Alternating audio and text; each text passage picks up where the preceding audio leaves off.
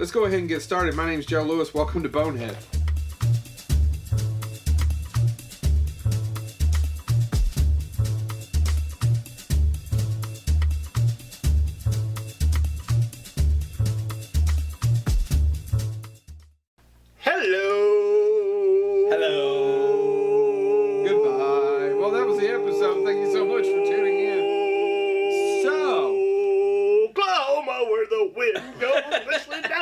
Before we get started on Stephen King... God, where'd all the air go? You really need to do some cardio. Your heart's jackhammering right now. You ever think about smoking? In the boys' room. I think room. you should drink more. Is it the energy drink that got you that just kicked in? Yeah, it kicked in. I think. Why are you jittering so much? Jitterbug. Because I care. Jitterbug.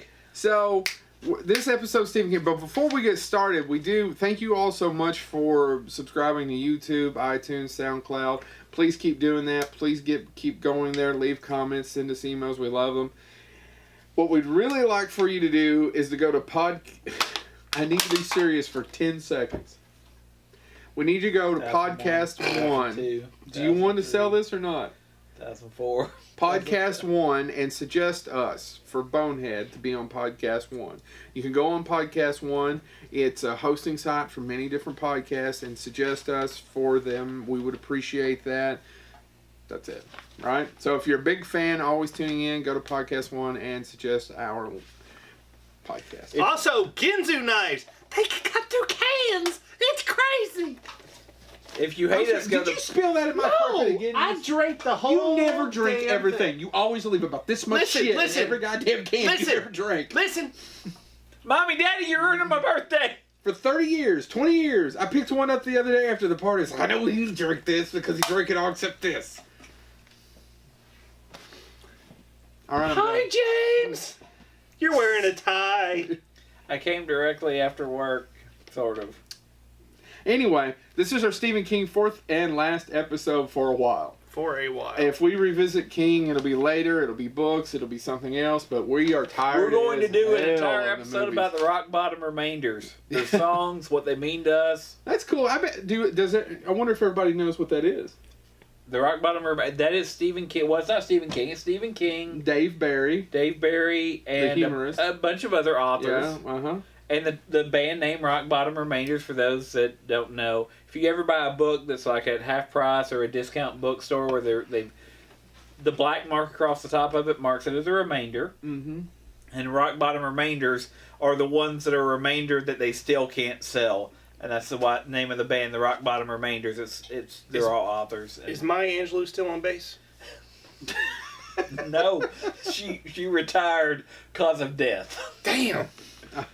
Anyway, check that out. She did the best Fruit Loops commercial, though. Loops of fruit. She made fruited loops. She made Flea look like a chomp.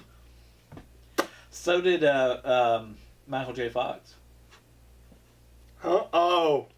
That's Back to the Technically, Future. he didn't because he still won the race because Michael J. Fox chickened out. Can we move on to Stephen King? We might as well. We don't have to though. We've done it enough. No, let's once more into the breach. Let's finish this up. We, however, real quick, do have some stuff coming up for you all that we can't quite announce yet, but we're going to have some special guest stars, and it's looking pretty good, actually. So we're really excited about it. So stay tuned. That we just can't hide it. James is about to lose control. And I think I like it. So, we left off on Thinner, and then Quicksilver Highway. Quicksilver Highway is kind of a pilot that was directed by Mick Garris. It had two stories. One was Chatterteeth. That was based on the Stephen King story. Isn't it Chatterley Teeth or Chattering Teeth? I thought it was Chatterteeth. Maybe. Is it Lady Shatterley's Lover? No, with Teeth. Yeah. Teeth is a good movie. You see Teeth that? is a good movie. But it wasn't written by Stephen King. The second story was written by Clive Barker. Written by Clive Barker, who, by the way, if you ever get to meet at a con, may very well be one of the sweetest human beings I've ever encountered. And by the way, it's the Clive Barker piece of Quicksilver Highway. Infinitely better, infinitely funnier. Than the Stephen King one? The Stephen King Well, it's not a very good short story. No. It's about a traveling salesman who drives around in a van, and he doesn't... I think in the story he doesn't like to fly, but I don't think that's the reason in the story. In the story? In the story, is that true? Again. Anyway, he picks up a that. hitchhiker who's crazy and tries to kill him and rob him, and he had already bought this steel set of cheddar teeth that didn't work. That didn't work, and they end up attacking the killer and killing him. Yeah. And saving his life. It's right? Yeah. And dragging the body off into the desert, as I recall. Yes. That's the story. In the movie itself, you can obviously tell it was a TV pilot. It's a TV pilot. They were trying like heck to get this on TV. Mm-hmm. Christopher Lloyd was the wraparound guy. Yes, he was the, I guess, the Rod Serling of... The Crypt Keeper, whatever you want to say. And the one thing that I found funny about him, when I did the research for this movie, is he was trying to emulate Hamlet? Which makes no sense other than the fact he's wearing some weird leather... And he's got like a thing necklace, around his neck. Yeah. That makes no... It made no sense to me. I wanted to look more into it, but that's the one quick blurb I could find was that he was trying to emulate Hamlet, which I'm not a big Hamlet aficionado. I don't remember that being in the movie.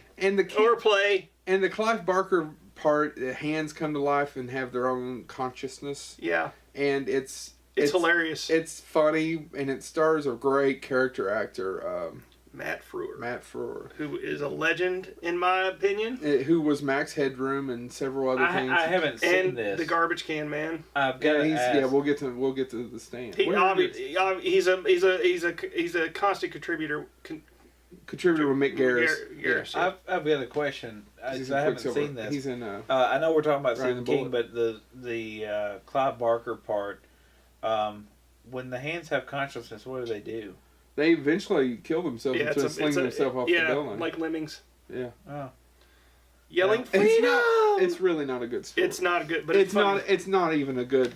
I just want to know. And your typical Mick Garris. The only other thing to add about this is your typical Mick Garris cameos are in it. John Landis is in the scene. I believe Clive Barker is in it. I don't remember that. It's been a while since I've seen it. I just wondered if the hands went to work, if they became Thing from Adam Sandler. No. The Thing from Adam Sandler looks infinitely better than these hands do. All right, so the next is a Night Flyer. The Night Flyer is a big piece of crap. It's not as bad as Chad says, but it's not very good. It's a very thin short story about a guy who writes for a pulp magazine, kind of like the Enquirer. Yeah, and it goes Inside View, right? Inside View, yeah. And James was talking about it does make allusions. It stars Miguel Ferrer, who's another great character actor who passed on last year. He was in Twin Peaks. He was in RoboCop. And he's the only redeeming character. He's the only redeeming thing about this movie. It's just him playing a sleazy scum. But this is the one that has the... I haven't seen Dark Tower, so I don't know if it does or not. But it was known for a while as having the one that had the most allusions to other King works, because there is a scene where it shows his headlines, and I've got these written down so I won't forget them, and what they allude to. You have them written down? Well, they're on my phone. Did you actually write them on your phone? Just go ahead and read them off. So you all are the King people. Let's see if you can guess what these allude to. The first headline it shows is Spring Hill Jack Strikes Again. It refers to a story called Strawberry Spring. I've read a lot. I'm looking at and I can't remember all of it. Headless Lamaze leads to successful birth. The breathing method. Kitty cultists in Kansas worship creepy voodoo god. That one's kind of obvious. Yeah, that's Children of the Corn. Satanic shopkeeper sells gory goodies. That's the Needful Things. Naked demons leveled by lawn. The Lawnmower Man? Yep. The Ultimate Killer Diet. Gypsy Curse. I swear to God, I didn't think you said diet. I got scared. The Ultimate Killer Diet. Flipsy. You got me flustered. I'm flustered. I was like, he got the vapors. I was like, James! The Ultimate Killer Diet. Gypsy Curse flays fat lawyer's flesh. That's thinner, obviously. And then it refers to it several different times. Does the articles have it in it? Oh my God! If it does, I wrote a research paper that it refers to it all. One of the things that he investigates is Black Cessna's Last Stop, which is in Derry. Yeah, It's not Yeah. a really good story. I mean, it's basically Dracula flying around in a Cessna killing Yeah. people at small airports. And the movie itself is really cheap. And there's several things. So the director, I'm probably going to butcher his name, Mike Pavia. He only has 3 movies to his credit. There was a short in '93 that he did. Mm-hmm. Cut to 4 years later, he did The Night Flyer, and then cut to 2016 where he did a movie called Fender Bender. Oh my God, Fender Bender? Yeah. TV's Fender Bender? No.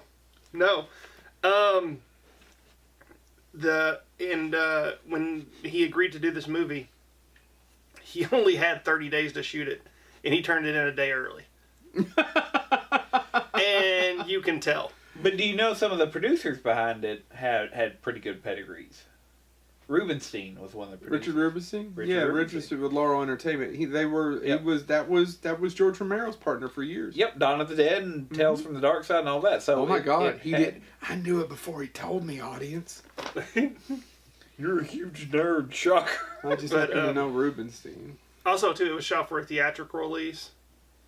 And it still went to the theaters, but it premiered on HBO 3 months prior to it going to the theaters. I swear I watched it was HBO when it came out. So, The other producer was Michael Galen, which doesn't mean much to anybody, but if anybody's a huge Frank Herbert fan, when they redid Dune for Sci-Fi Channel and tried to make it better, he was the one that bankrolled that. That's the one directed by Peter Berg. And he also produced The Stand.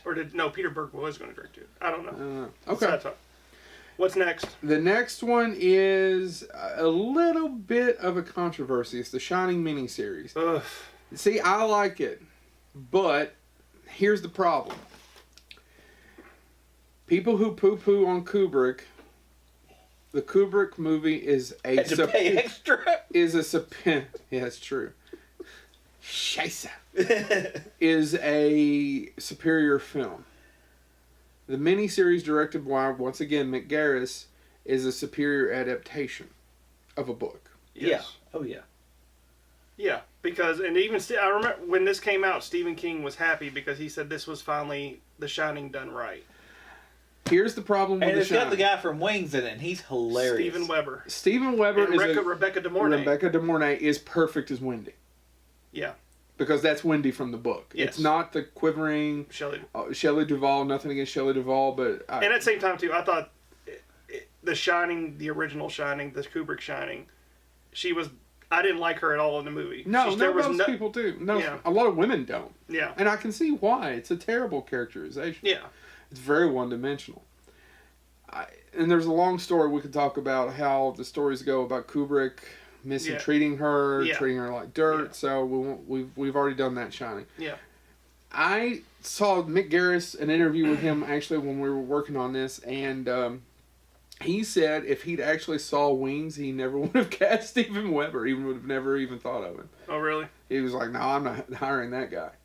Steven Weber got it through auditions. I didn't think Steven Weber was bad. I just didn't. I don't think he's bad either. In fact, I think Steven Weber is a really good actor who's been in a couple of Stephen King adaptations. Yeah. Several, actually. But he's a very talented actor. I don't know that he's Jack Jack Torrance. because of he's not. neither is Jack Nicholson. Neither is Jack Nicholson. Jack Nicholson is Stanley Kubrick's version. But Jack Nicholson's version of the character is superior. Is superior and a lot more intimidating. But at the same time, there really is no development into that. When he appears on the screen for the first time, you know he is jacked in the head. That's the story that goes. So Steven Spielberg tells a story because he and Stanley Kubrick were actually friends. That's actually how artificial intelligence AI was made later on. Yeah. When he watched The Shining, Kubrick asked him what he thought of it, and he goes, "Well, it's no, seriously, tell me what." I'm paraphrasing. He said, "Well, Stanley, the problem is that Jack Nicholson's crazy from the get-go." Oh, yeah, okay. That's what he said. I'm glad Stephen King agrees with me. And Steven Spielberg said that, and then he said, Stanley Kubrick looked at him and goes, "Well, name me your favorite movie actor. Don't even think about it. Just name him." I don't remember who it was. Let's say it was Clark Gable. And he goes, "Well, mine was, holy crap. Oh, I'm so sorry. Public Enemy." Oh, Cagney. His was Cagney. And he said, if you look at it from Cagney's, from Kubrick's, that was Cagney. If you look at it from that perspective, he understood it more. Okay.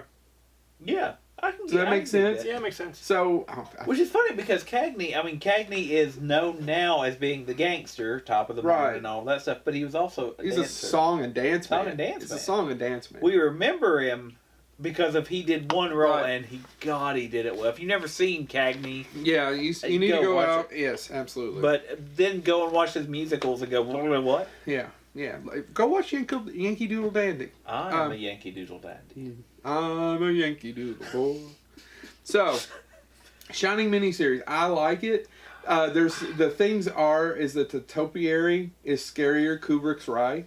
He was right to change that. Yeah. The maze is better than the topiaries coming to life because in the 90s, well, this was made in the late 90s, early 2000s. Yeah. CGI still, especially for television, did not do that justice, and it's just not scary. No, it wasn't scary at all. It's just not scary. I liked it too. I didn't, but again, I watched it and I wasn't scared. I was entertained, but there was nothing thrilling about it. And the whole scene where Stephen King does the guest star as the band conductor, I felt like it was tacked on. There really wasn't anything to it. Well, and it was 3 nights long, right? Yes. So it's a little long. Yeah. I know it's an adaptation, but you have to cut some things. Yeah. Here's the thing: when you go to take a book and break it down, you're going to lose some stuff. You just need to get over it. Tom Gault, who writes the comic, is a comic strip, You're Just Jealous of My Jetpack, has a great thing. I've got the print off of it on my door where he talks about that, and he's basically mocking the way people get upset about, or he's commenting, I guess, not mocking, about Lord of the Rings adaptations and Tom Bombadil, man, and George R. Martin adaptations, and basically the strip is hilarious if you can find it. I printed off, it's on my door because I think it's hilarious. It's the protagonist talking. Some of you won't make it past Mount blah blah blah. Some of you will die in the final battle, and about a third of you will get written out when they make this for movie as being too literary. Yeah. And every time I look at that comic, I'm like, yep, that's accurate. If you're doing an epic story, you're going to cut some crap. Yeah. So do we need to say anything else about the Shining miniseries? No. All right. Directed by Mick Garris. Should have starred Lloyd or Monk. If you haven't seen it, I really recommend it. What do you two think?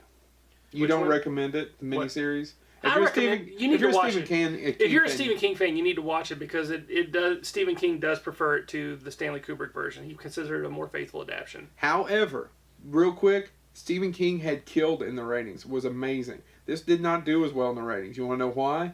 Yeah. Maybe people were pissed because it was The Shining, but it was probably because the Judds miniseries came out the same time and killed it in the ratings. Oh my God! Really? True story. Look it up. Premiered at the same time. And didn't it star the actual Judds? I don't know. I've never seen it. I'm just telling you that. We'll build a bridge. Oh yeah. I'm not breaking into song for the Judds. I'm sorry. Oh really? I do like one Judd song. And mine. Good for you. I liked one. Good for you. You want a pat on the back? I'm trying to think what it is. I think one's by Metallica, isn't it?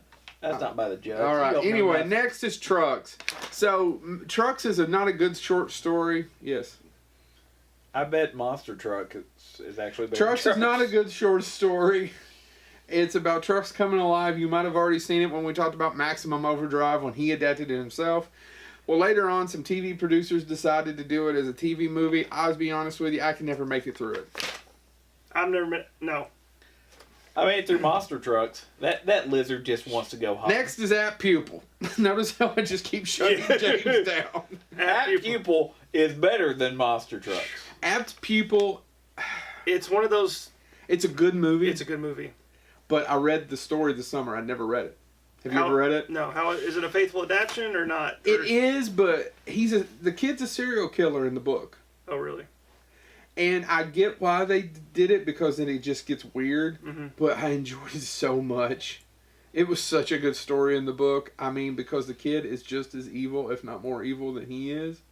And is also killing people. And it ends really dark when they find out that the kid's also killing people. And he basically has a rifle, and it ends with him going on an overpass on the road. Wow. With a box full of bullets. Wow. It's dark. That being said, though... Dark. Apt Pupil as a film kind of like Targets. If you've ever seen the Yeah. Peter Bogdanovich film, Which, with if you've not seen Targets, go see Targets. Boris Karloff. Boris Karloff, and it's directed by Peter Bogdanovich, who went on to do Last Picture Show. Loved him in Dracula. Anyway, Is James still looking at yeah, he still is. Okay. So, it's much darker. The movie stars Ian McKellen and the past Brad Renfro. He's not with us anymore, right? No, yeah, he's gone. Directed by X-Men. But before Brian Bryan Singer. Singer. Who? who we probably shouldn't acknowledge too much. Don't due want to really to acknowledge recent Brian things. Singer. But I ain't never met the guy. He never hit on me, so I don't know. and you're offended by that, I know. All these people that molest these people never touch me. Keep going. It'd be nice to be included. I don't want it to happen, but I'd like to be included. No one ever does. So what do you consider about the time when you watch John Carpenter interviews on the TV and you go and put your bare ass on the screen and rub it on there? Does that count? That's him molesting John Carpenter. That's Willie's time. So, no, at Pupil, I mean... Hairy butt smears.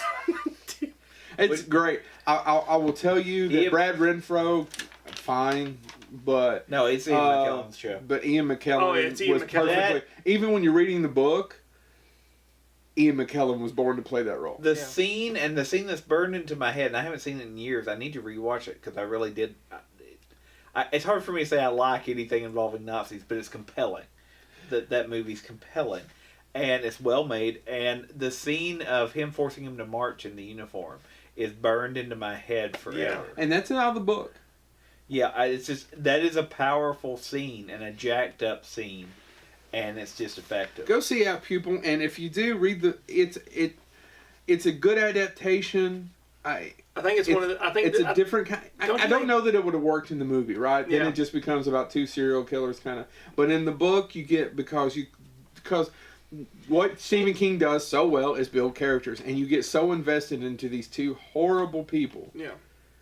It's got the only way it works, the only way stories like that work is, and I agree it won't work in film as a film that is dramatic.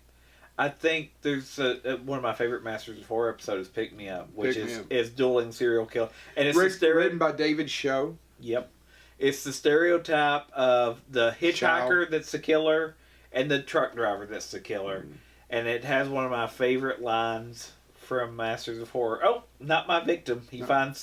He's a murderer, but he finds somebody else, and he's like, and she's save me. No, can't. David J. Shaw wrote The Crow for you all out there, and actually coined the term splatterpunk in the late '80s. It was him, and he wrote that. The Crow technically was originally written by. Well, he wrote J.O. the screenplay. But it was written by J.O. Barr originally. I have no idea who that is. Me. So the next. I know about movies, but I don't give the original. So the Shining author any credit. miniseries didn't do so well, but the next one did really well, and it may very well be.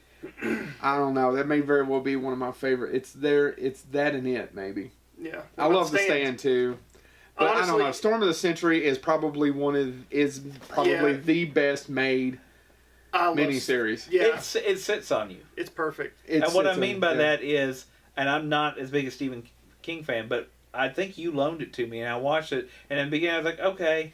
And probably Okay. Born Unsaid. Okay. Come on in. And it's just, but it builds. And Miranda, I mentioned, I think in an episode, she sent an article about how that may be one of the best adaptations because it plays. Well, it was written for the. It was written. It was written for the screen. It was written. But it for plays on that idea of why. Not to go off the rails a little bit, but why is it that only people in the middle of nowhere get attacked by aliens or whatever? It does the same thing. Little Tall Island, by the way, Dolores Claiborne takes place on Little Tall. Oh, really? I was rewatching. I'd never seen it. Really good movie. Chad talked about it last time. In between the two episodes, I finally got to see it. I really enjoyed it. Kathy Bates, Jennifer Jason Leigh takes place on Little Tall. Oh, I didn't know that. But I actually freaked out and almost texted you. That line of these people know how to be quiet and how important that idea is. It is true, yeah. But it's a small town thing. Yeah, and it stars. And it's people in a small town, and this is true in reality, I think. We grew up in small towns. You probably knew that place where you weren't supposed to go. You might not know why you weren't supposed to go there. And you know who is doing something wrong, and you don't just talk about it. And if you do, it's gossip behind, Yeah, you never, and it's one of those things, growing up, I constantly heard, You just don't go there, son. Yeah. You don't Also- go there. The fact too that this was starring Tim Daly. Tim Daly. Also from Wings. But this And- was not directed by Mick Garris. This is directed by a guy named Craig R. Baxley, and I'll tell you a story about him as soon as you're Well, I done. was just going to. The only other comment I was going to make is Tim Daly is probably tied for top, and the top spot for best portrayal of Superman. Oh, for the animated series. Yeah, Yeah. him and George Newbern. Well, are Tim number Daly one. does a really- Sorry, Christopher Reeve's not the best Superman. This is a Best Clark perfectly cast movie as well. Oh God, it's amazing. There's not one weak Colm link. Fior? Colm Fior. Colm Fior as the villain Yeah. is amazing perfect. and is a great character actor. Yes. If you go out there and check him out. It was directed by Craig R. Baxley. Short story is Craig R. Baxley started out in stunts and then moved on to second unit. He's actually a second unit director for Predator. The reason I remember this is Predator is directed by a guy named John McTiernan, who went on to do what? Oh, Die Hard. Yeah. Yes. Nakatomi, never forget. And if you listen to the Predator commentary, he bitches about the second unit direction and how, Oh, really? shitty it is. It's Craig R. Baxley who went on to do this. I would never have shot this. This is all second unit. Go listen to it. It cracks me up. Still took that paycheck, though, didn't he? Yeah. Well, anyway.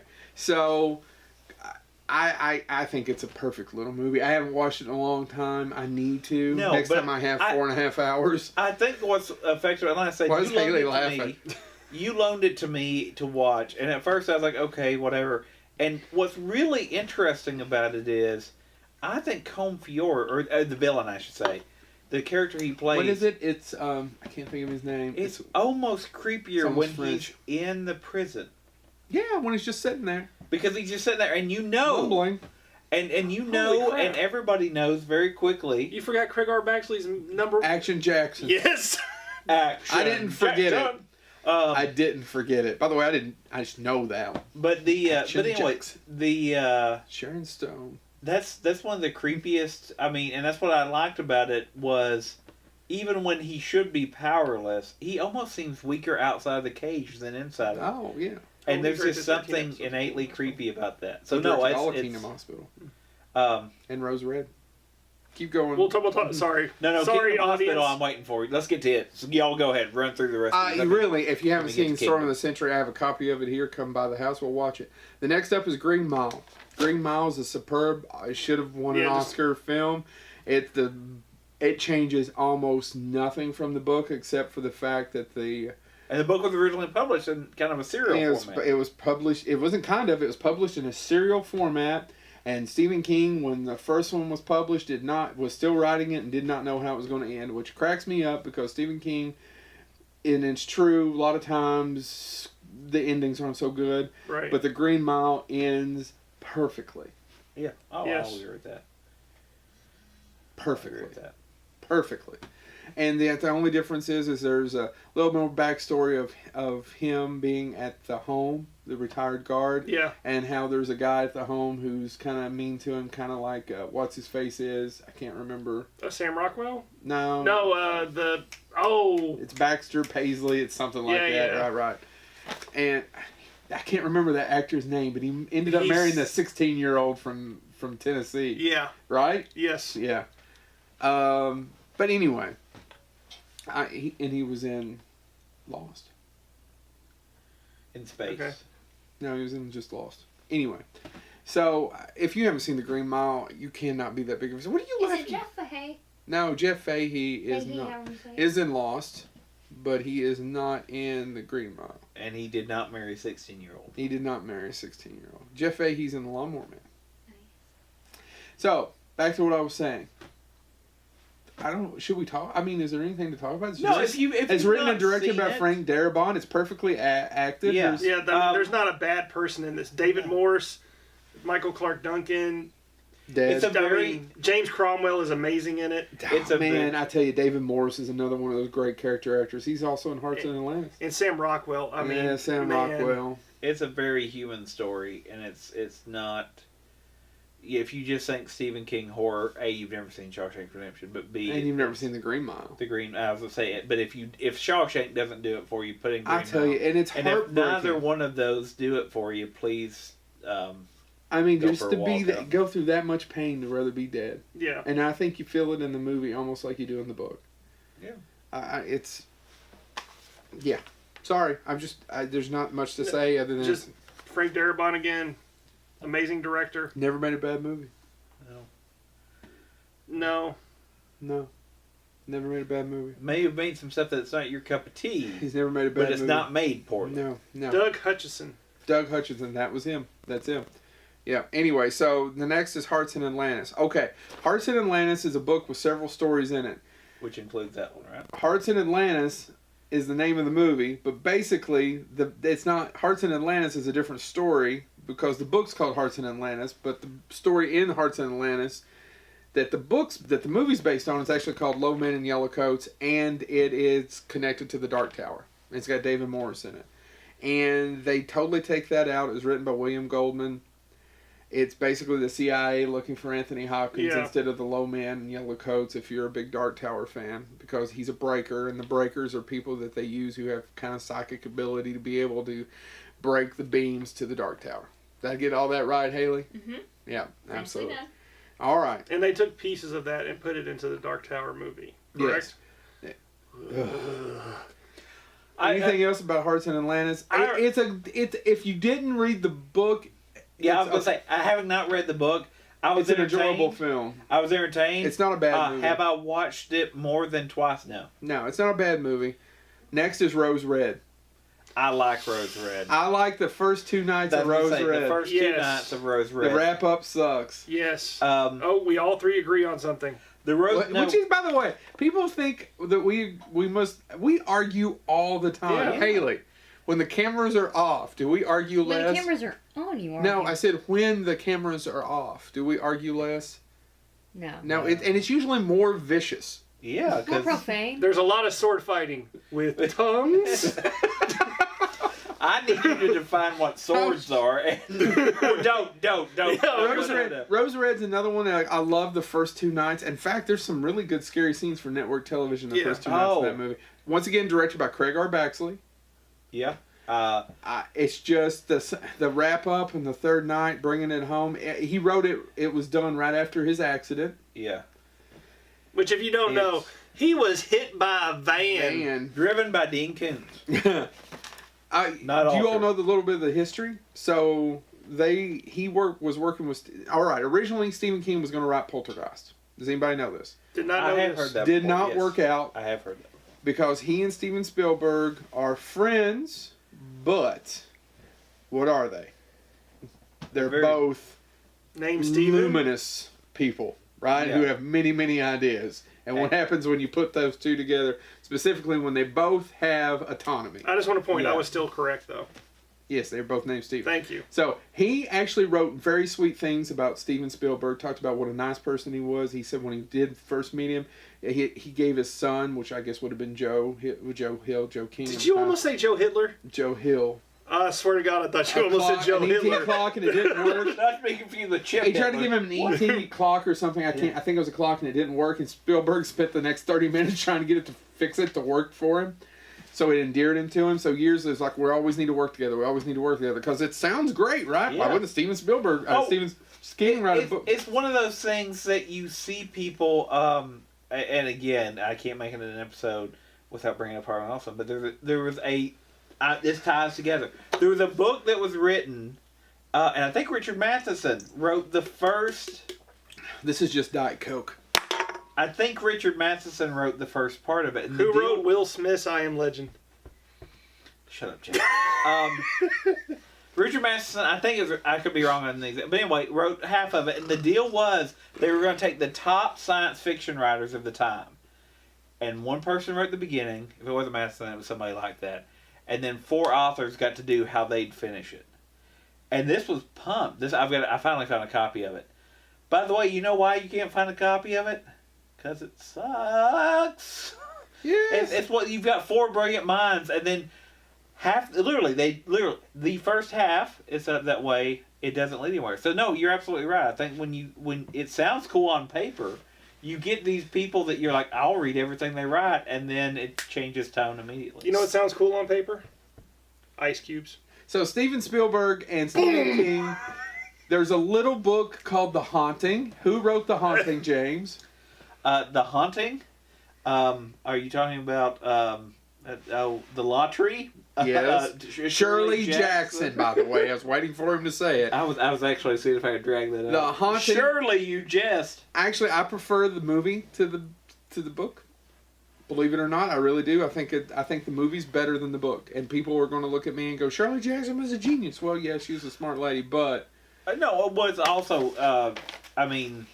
Definitely a literary work. so they're going to do The Haunting. He was going to write it. It didn't quite work out. He did say one of the things he stole from Steven Spielberg ideas was that you could hear the house being built, like the Winchester house, the Remington house, whichever one. The This Winchester. Winchester's House. House. Yeah, which is yeah. actually a movie getting ready to come out with Helen Mirren. Right. That was actually, and I in did the too. miniseries, when it cuts away, you can hear it being built. The ghosts are building it. That was Spielberg. Oh. So they both went their separate ways again. No hard feelings. Stephen King did Rose Red. Steven Spielberg did the remake with The Haunting, and starring Liam Neeson. It's terrible. Oof. I will say Jan this. de Bont directed that. I Guy will that say directed this Speed about the remake of The and Haunting. Twister. It is terrible, but it's pretty. Oh, it's a pretty pretty movie. movie. But And some of the stuff in there that actually gets to me is the stuff that makes no sense. When you view it the same way you view Phantasm fans, as this is really cool visually, let's not try to follow the plot, it's okay. The scene where they're jumping across books that are floating in water, and I love the statues that kind of grab at people. Yeah. That's all cool until you realize it needs a plot. So they remake the next one. Are we done with Rose Red? I'm done. They Yeah, remake watch it, Carrie yeah. again for TV. I've never seen it. I tried watching it. Not good. Is this the faithful adaptation that's written by Brian Fuller? I'd have to look it up. And he has actually went on record saying that he screwed up. Brian De Palma was right. You can't be that faithful. It's too much. Yeah. Moving right along. Dreamcatcher. Oh my god. Weasels. Shit weasels. Boy, is that not a good cast. No. Who's bad in that? Who's a bad actor in that? Who's a bad actor? Yeah, it's a great cast. It's got Morgan Freeman. It's got Donnie Wahlberg. Donnie Wahlberg is good in The Sixth Sense. But he's not. But hold on, you know what? You listed one movie. I really can't think of anything else Donnie Wahlberg's in. Oh, New he's Kids in on one the of those Block. Saw movies, right? 2, 3, and 4. And Ransom. I can't tell if you just ejaculated or if you didn't like Ransom. He had a bad experience. Bad experience with Ransom. I don't want to get into it. We're not getting into it. Oh, We're not getting into why? it. Because I don't want to. I know, that makes me want to talk about Well, we're not. it. Moving on. Actually- Donnie Wahlberg. Mark Wahlberg hasn't been. She was a sensuous person.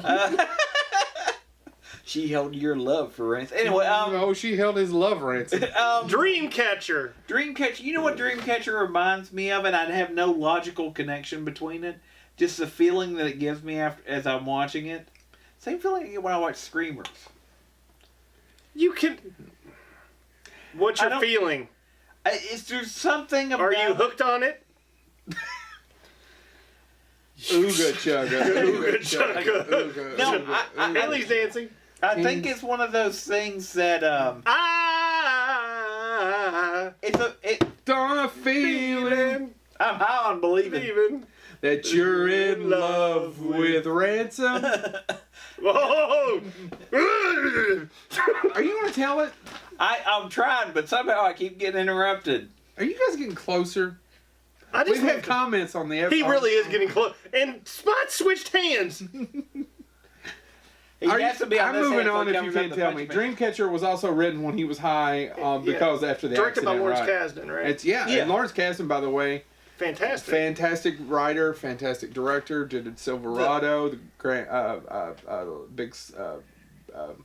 He wrote some of. He wrote Empire Strikes Back. He wrote Raiders of the Lost Ark. Yeah. My Screamers connection is this. I'm unnerved by the concept and disappointed by the visualization. Now I can yeah. Screamers is a tad bit better movie, but with less money. Yeah, I was about to say, but the concept of these things, and they get in you or they become you, that's a haunting concept. But then when in both films, when you kind of see it, you're like, man. The execution of his whole being in his mind and being able to be up there is not very good. The Thomas Jane talking into a banana later on, trying to talk to the guy who's played by right. Yeah. In a book, it works. In a movie, not so much. Not so much. But I mean, I agree with you. The cast: Jason Lee, Thomas Jane. It's a great cast. The guy from Homeland, whose name I'm blanking on. Yeah. He played the. The guy from Justified that I can't remember. Yeah. Oh, Timothy Oliphant. Timothy Oliphant's in that. Yeah, perfect. Cast. Yeah. Movie sucked. And I guess we're forgetting Morgan Freeman. And I know I said Morgan Freeman earlier. With that weird haircut. Next is Salem's Lot. It was a miniseries done for TNT, and I don't like it. No, it's a second version of Salem's It's a second version. Let's drive that point home in case you missed the other And one. if you're a Dark Tower fan, it takes a character from the Dark Tower that were from Salem's Lot in the book who shows up in the 7th book of the Dark Tower. Which is James Cromwell in this version, Which is James Cromwell, makes him one of the villains. What'd you say? Shows up in the 5th book. Oh, yeah, but he doesn't really come into play so much until like the 7th one, though, right? You need to reread these. Do I? Well, it's been a while. Anyway. Since he's been this able is to why hold you should be over here. It's been a while since he's been able to hold his head up high. It's been a while since I've been able to read. I have a 4-month-old as of today. So, anyway, I don't like it. It changes it makes him one of the villains. The only good part about this whole damn thing, Rob Lowe's in it, who's also in The Shining, but it sucks. In The Stand, you mean? Yeah, that's what I said. And, you know, I may know more about Stephen King. Rutger Hauer is the villain, is the Dracula. The Dracula. It sucks. I don't know. You ever seen it? Rutger Hauer going around blah blah blah blah blah. There was a scene that they take out of the book with the kids, where the vampires and attack the bus driver. I like that. Okay. That's it. Rutger Hauer has seen things you wouldn't believe. So next is Secret Window. That's based on Secret Garden, Secret Window. Is that also that's also on at 4 past midnight? It's a good story. It's a good movie. It's directed by David. I can't remember his name. He It's not wrote Kep, is it? David Kep. That's it. See, I do like Secret Window. I actually like it for not Johnny Depp. That movie is made for me by I'm blanking on his name, and he's in Brain Donors, and he's in a bunch of stuff I love. John Turturro of the Turturro family. Do you know what's the difference between that and the novella? What? The novella has a happier ending. She gets away. Oh. He does not, and she does. The movie ends with him getting away with all of it. Yeah. That's not how the novella. I was so shocked. It's because you never. To me, that's the interesting part of this is there's never a time you've ever read a book and it has a dark ending on, and then watch the movie and goes, well, they darkened this up. They darkened it up. They really did. Which is also there's another Stephen King insurance salesman basically saves her. The fire where they burn the house, where he burns the house now. That's 2 Stephen King movies where the ending got darkened up and it actually was more effective. Yes. What's the other one? Mist. Oh, yeah. Which we haven't gotten there yet.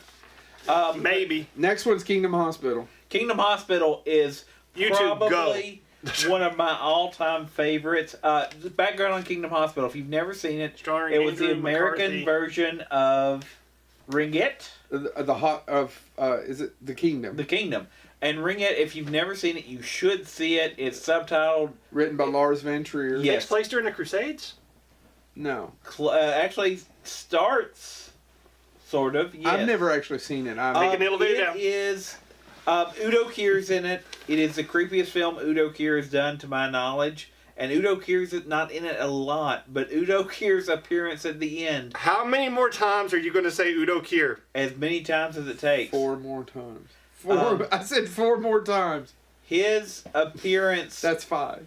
In the climax of the film. When he comes out of that woman's what? It's she gives birth to him. Her vagina. Who? Miles O'Keefe. You talking about Blade, Udo Kier? Do you know how much Miles O'Keefe is in this film? Miles of it. So, Kingdom Hospital is based on the Kingdom. Based loosely on the Kingdom. Yeah.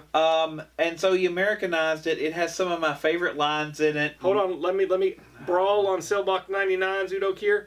Watch it. It's fantastic. Oh, have you watched it? I've watched it. It is mwah. Is it really? Oh, I want to see it. Yeah. Watch it. Dang. Whichever camera. Did you watch Bone Tomahawk? Yes, I watched Bone Tomahawk. All right, I was just asking. Anyway, Kingdom Hospital, you do me a solid.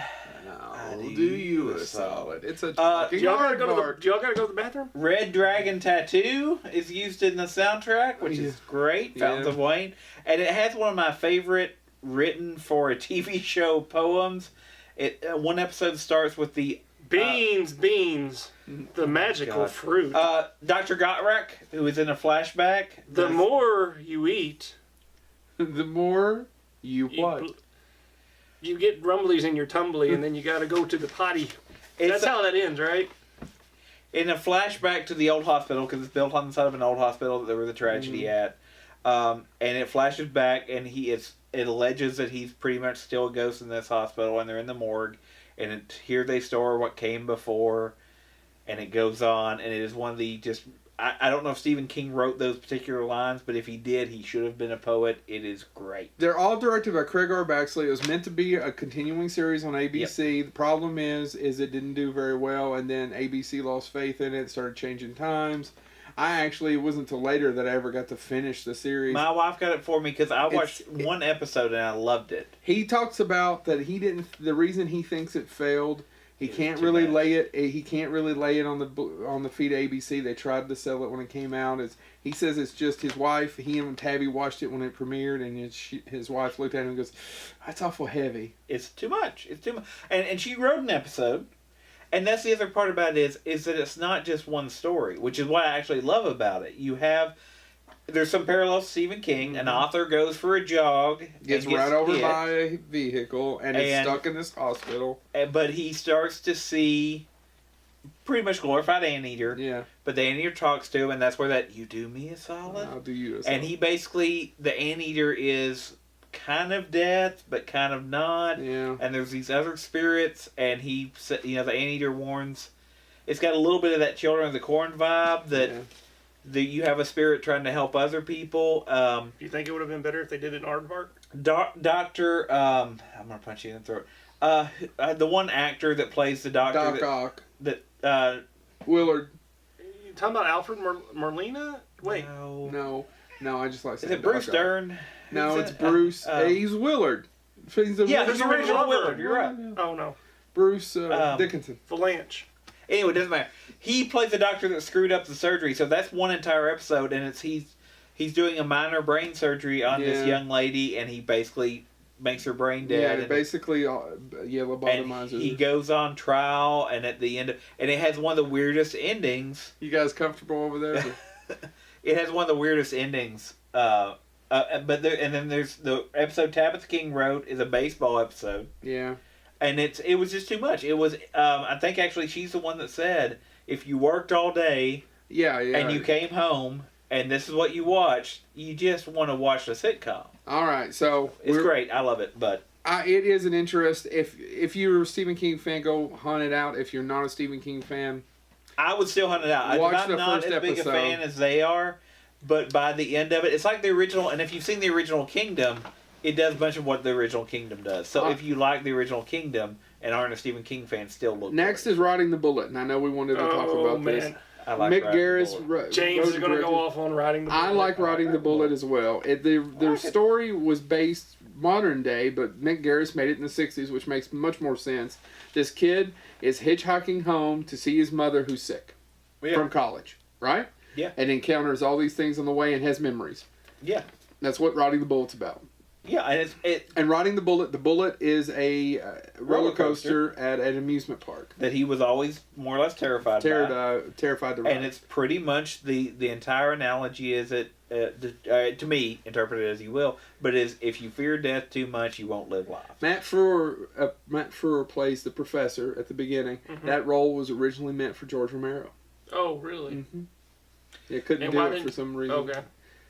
But it's that to me is why it is a quote unquote horror film, but it is very much it is in the tradition to me of the Edgar Allan Poe story, The Premature Burial, because it's more or less about how you should still live life and how if you just spend time. And he's dealing with death, yeah. Yeah, and Stephen King's mother died young too, so she died of cancer, and she saw him publish a couple of books, but she didn't see him become Stephen King. So. You have anything to add to it? I think you should really go out there. It suffers from the fact that it was low budget, didn't get much of a release. I think And it David only Arquette? made $150,000. I actually don't mind David Arquette. David Arquette actually is good in that role, and what I will argue is because he's good in that, and he's good in 3,000 Miles of Graceland. Actually, I'm okay with him there. But actually, the Gray Zone is if you want to see him actually do drama, Gray Zone. So Ready to Rumble? to me, You like Ready to Rumble? to me, Gray it's Zone. Mick Garris's last James likes Ready to Rumble. really good thing was Riding the Bullet. Oh, Riding the Bullet is Even his Masters of Horror episodes aren't bad. That was the last thing that I want to talk think- more about James liking Ready to I Rumble. think Riding the Bullet works because Thought Martin Landau should have got that Oscar, huh? Riding the Bullet works He because still ignored me. You can Do you watch not like it. Riding the Bullet? I've actually never seen it. It's one of those ones that I didn't get a chance to. It's right over there on the shelf. I've got it too. You can watch it as a horror film, but then like I said you can break it down. I and it think, becomes- it's about dealing. Once again, it's Stephen King dealing with death. yeah, Yeah. And I think that's why the Stephen King that I like, and it's not that I'm anti-horror. I saw the new It. I've seen the old one. I like his stuff, but I think when he has something to say and it comes across directly or indirectly, where you actually can break it down and be like, well, this kind of means this to me. God, that's when he's great. Next is Desperation. Desperation is actually one of It's my favorite Stephen King books. It's one of my favorite Stephen King books. If you've ever read it, for some odd reason, I don't know how it got. So it was originally going to do it. It was going to be a movie for New Line, and they didn't get to do it. Couldn't get the budget together, so they did it for television, and they real used quick. the same exact script. and real Ron, quick. Ron Perlman. I would say, real quick, had a cast that when I heard, without knowing as much as you all do, I was like, oh my God, I've got to see this. And it just didn't come together. It No. didn't. It didn't come together. Tom I want Skerritt's every- miscast in it. Yeah. I want every character Terribly to die. miscast, and he just And the- kind of phones it The, in. the ending is. The ending's not good because the book has such a great ending. It builds it up. Yeah. And it even has an ending that would have been great for a movie. So the author, once again, it's an author riding across country on a motorcycle during a tour. Stephen Weber's following him in the van. And Stephen King actually did this on the Insomnia tour, if you didn't know this. Stole it right out of his own life, like most good authors do. And there's a great ending, and it's all about talk, however you pronounce it. It's this demon that's accidentally dug up in this mine, and it comes out and possesses the town and kills people, and the body slowly disintegrates as he's possessed. Burns through him, effectively. Burns through him effectively. That's a good way to put it. So it has a great ending. He gets all the way down. The shell fits right in, and they use Ampho. Is that what it is? Yeah. It's the same thing they use to blow up the... And he comes back with a shell, and he can hear the voices screaming, "You're a shit writer, blah, blah, blah, blah. God help me. I hate critics." Boom. Yeah.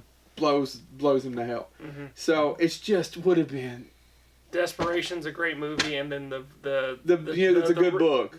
I'm sorry, great book, and then Richard Bachman's The Regulators, great book as well. I like it. Yeah, it's an alternative. If you like it, it's the same characters on an alternative reality. Yes, and they're both fantastic, and this movie's awful. I know. I really, for some odd reason, Desperation But just Ron stuck Perlman, with me. I said- Desperation. Mick Garris. Oh, Yeah, sorry, and Mick. it's written by Stephen King. Oh, Like I said, It's just, I think it's an execution thing. I think if it had been done at New Line, and they probably had a little bit more money, maybe more time to shoot, I don't know, it just didn't come through.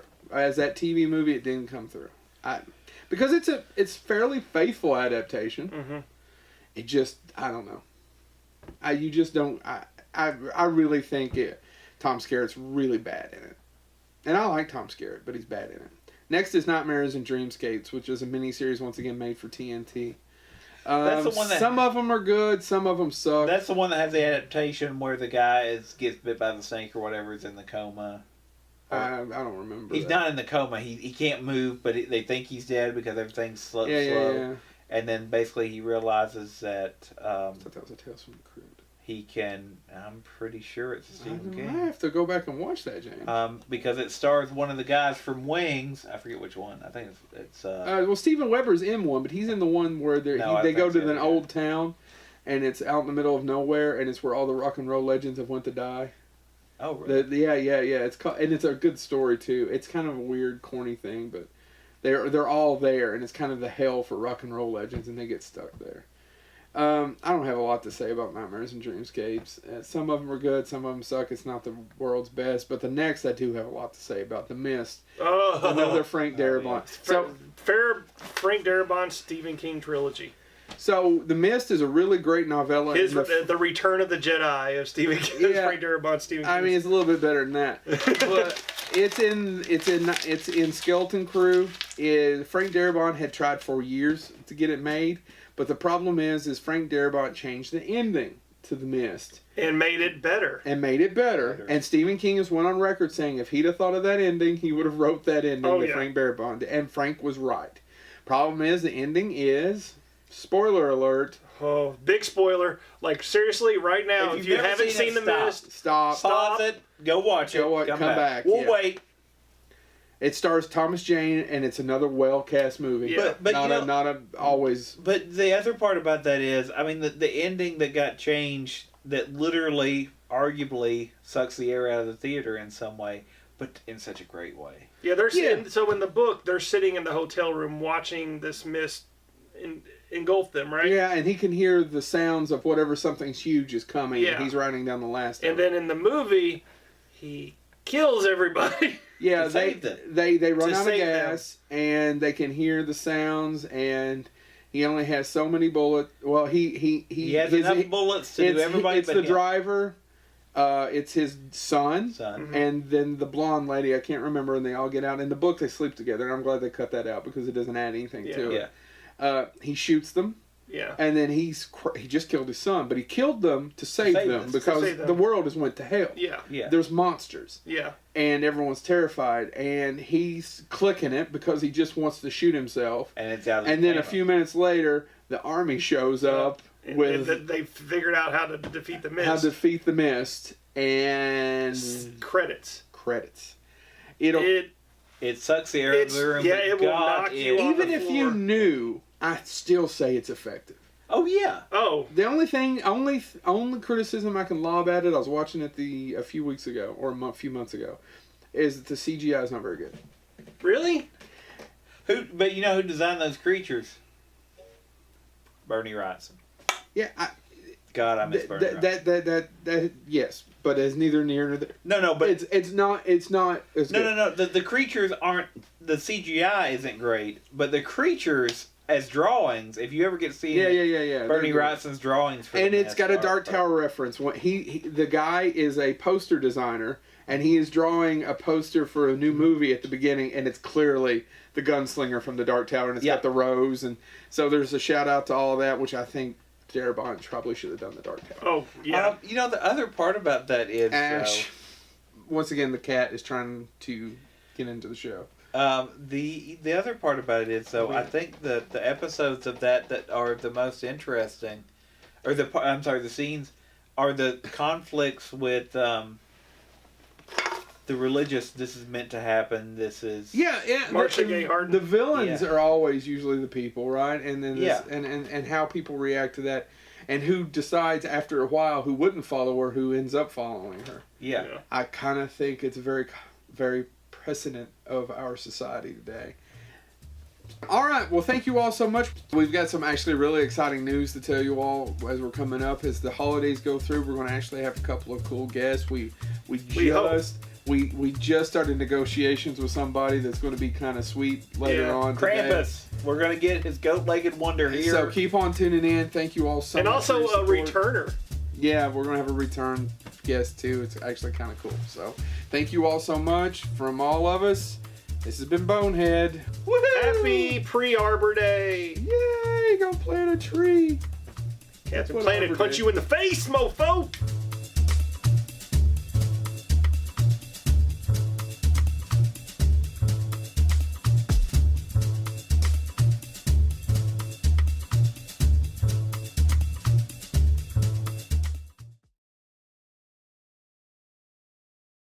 Ready? Yeah, ready? Let's get this done. What? Was that on? She just did that sweet little look and they go, that sweet little, I'm waiting. Who's she waiting on? Is James here? No. I am still waiting on James. Are the beans ready? What time is it? Is Zorro on?